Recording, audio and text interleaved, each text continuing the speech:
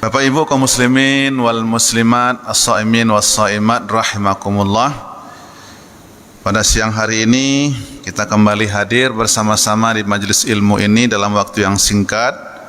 Saya akan mengingatkan kita semua, terlebih lagi pada diri saya sendiri, tentang beberapa hal yang akan dapat menyebabkan kita dan seseorang menyesal di hari kemudian. Kalau boleh kita beri judul, temanya adalah jangan sampai menyesal. Kaum muslimin rahimakumullah, menyikapi Ramadan yang tidak lama lagi, bahwa kita semuanya sesungguhnya telah melaksanakan ibadah Ramadan tentunya, akan tetapi barangkali ada suatu hal yang perlu kita yakini, bahwa tidak semua orang di dalam menjalani ibadah Ramadan ini betul-betul maksimal, penuh dengan ketakwaan, keimanan dan ketakwaan, imanan wahtisabah. Oleh karena itu, dalam suatu riwayat dikatakan oleh Nabi kita Muhammad sallallahu alaihi wasallam bahwa ada sekelompok orang di mana mereka ini kategorinya adalah orang yang termasuk celaka. Celakanya kenapa? Karena kata Nabi bahwa mereka ini telah masuk menjalankan ibadah Ramadan, bahkan Ramadan pun telah berakhir. Iza dakhala Ramadan walam yughfar lahu zanbuh. Masuk bulan Ramadan, dia menjalaninya, tetapi akhirnya tidak mendapat keampunan dari Allah Subhanahu wa ta'ala. Maka kita ingin memastikan diri kita semua, mungkin dulu dari awal Ramadan kita telah berazam bersama-sama bahwa Ramadan ini adalah Ramadan yang terbaik yang akan kita persembahkan kepada Allah Subhanahu wa ta'ala. Termasuk juga kalau perlu kita berazam dan meyakinkan diri kita seolah-olah bahwa pelaksanaan Ramadan pada tahun ini mungkin Ramadan yang terakhir yang kita lalui. Kalaulah ini merupakan keyakinan kita, tekad kita, tentunya semua amal ibadah kita tumpahkan keseluruhannya untuk Ramadan dan memberikan yang terbaik pula. Nah, di dalam Ramadan kita mengenal ada kewajiban-kewajiban kita selain berpuasa, ya qiyamul lailnya, termasuk di akhir Ramadan ini kita dijemput dengan kewajiban zakat fitrah yang jumlahnya tidak seberapa, tetapi berikanlah jumlah yang tidak seberapa itu dengan kualitas yang terbaik. Kalau seandainya kita memakan beras merek Pandan Wangi, jangan pula kita berikan zakat fitrahnya beras Bulog. Kalau perlu di atas kualitas Pandan Wangi. Nah, kalau umpamanya kita bayar dengan uang, mungkin bisa boleh dilebihkan, apalagi kalau kelebihan itu kita niatkan untuk orang-orang yang memang betul-betul membutuhkannya, fakir dan miskin terutama. Kemudian kaum muslimin rahimakumullah, satu sikap yang tidak boleh terjadi bagi diri kita, bagi siapapun, bahwa seorang laki-laki yang tidak pernah masuk ke masjid kecuali hanya jenazahnya. Nah, ini sangat miris bagi kita. Keseharian kita mengaku berislam, beriman, tapi enggak kunjung datang ke masjid, ke rumah Allah sekalipun bulan Ramadan.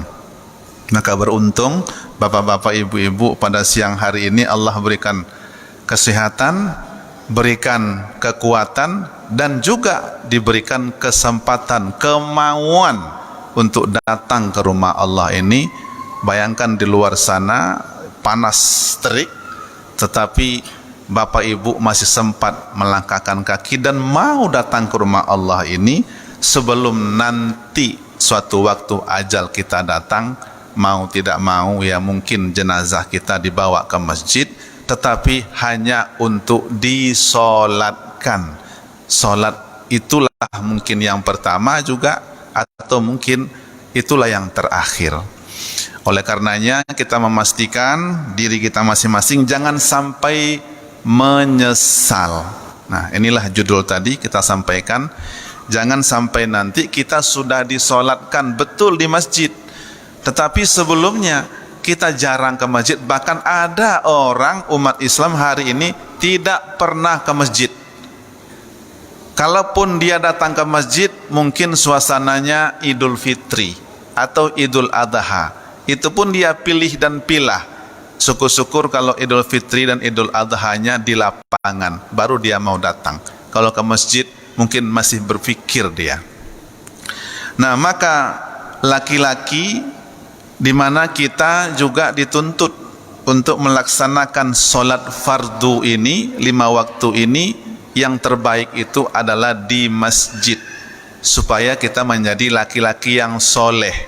Kalau nanti ada laki-laki yang solat di rumah jadi laki-laki soleha, tentu nggak cocok.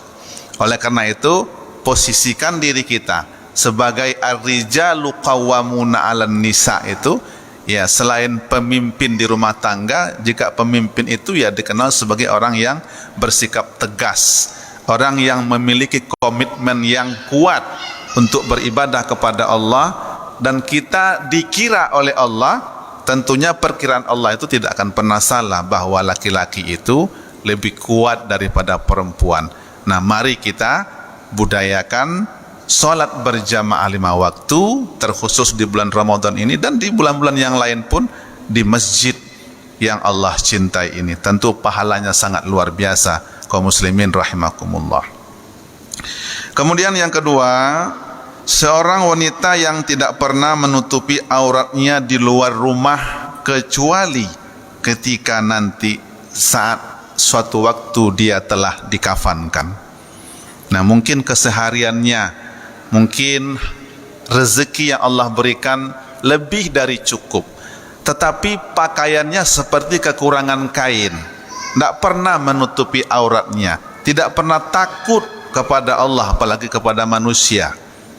Maka oleh karena itu, kita umat yang beragama Islam ini telah banyak diberikan tuntunan oleh Allah Subhanahu wa taala, termasuk ini kewajiban seorang suami atau kewajiban seorang ayah, orang tua terhadap anak-anak perempuannya atau kepada istrinya bagi suaminya, untuk memberikan peringatan bahwa ketika perempuan yang bernama istri, perempuan yang bernama anak-anak perempuan kita wajib dalam keadaan menutup auratnya sebelum nanti suatu waktu datang, yaitu kematian. Di saat itu dia telah berpakaian dengan kain kafannya. Sebelumnya dia memakai pakaian yang serba minim, dan itu tentunya mengundang fitnah, membuat orang jadi berdosa akibat dia melakukan perbuatan yang tidak sesuai dengan Al-Quran dan As-Sunnah. Maka oleh karena itu nanti pasti akan terjadi penyesalan, tetapi penyesalan itu tidak akan pernah berguna lagi. Dan terakhir, yang ketiga, kaum muslimin rahimakumullah, seseorang yang tidak pernah mau bersedekah kecuali ketika keluarganya bersedekah atas namanya ketika dia sudah berada di alam kubur. Itu pun kalau seandainya keluarga-keluarga yang ditinggalkannya itu punya kepedulian terhadap dirinya. Ini juga miris bagi kita. Ini bulan puasa, bulan penuh ampunan, bulan penuh barokah, bulan di mana amal ibadah kita dilipat gandakan pahalanya. Oleh karena itu, sedekah, infak, ataupun apa saja namanya yang kira-kira dapat menimbulkan dan mempertebal rasa iman dan ketakwaan kita kepada Allah Subhanahu wa taala, kita timbulkan sikap kepedulian kita kepada saudara-saudara kita, sanak saudara kita, keluarga kita, apalagi itu menjadi tanggungan kita, namanya sedekah wajib. Maka berinfaklah dan bersodakohlah sesuatu yang kita cintai, seperti suatu ayat yang kita bacakan tadi dalam surah Ali Imran ayat 92, bahwa Allah mengatakan seseorang, kita semua tidak akan mencapai suatu kebaikan apapun kecuali ketika kita telah mampu untuk membelanjakan harta kita di jalan Allah Subhanahu wa taala dengan sesuatu yang terbaik di sisi kita. Jadi kalau ingin memberikan sesuatu di jalan Allah, berimpak, bersedekah, beramal soleh, berikan, persembahkan yang terbaik, tentunya nanti itu juga akan dibalas oleh Allah Subhanahu wa taala jauh lebih baik dari apa yang kita berikan pada saat ini. Kaum muslimin rahimakumullah, mudah-mudahan 3 poin ini dapat mengingatkan kita semua untuk masa-masa yang akan datang, terkhusus pada 10 terakhir Ramadan ini. Mari kita berpastabiqul khairat untuk sama-sama memperbanyak ibadah kepada Allah, memperbanyak infak dan sedekah. Mudah-mudahan Allah terima dan kita diberi ampunan oleh Allah Subhanahu wa taala. Amin ya rabbal alamin. Usikum wa nafsi bitaqwallah. Subhanakallahumma wa bihamdika asyhadu an la ilaha anta astaghfiruka wa atubu ilaik.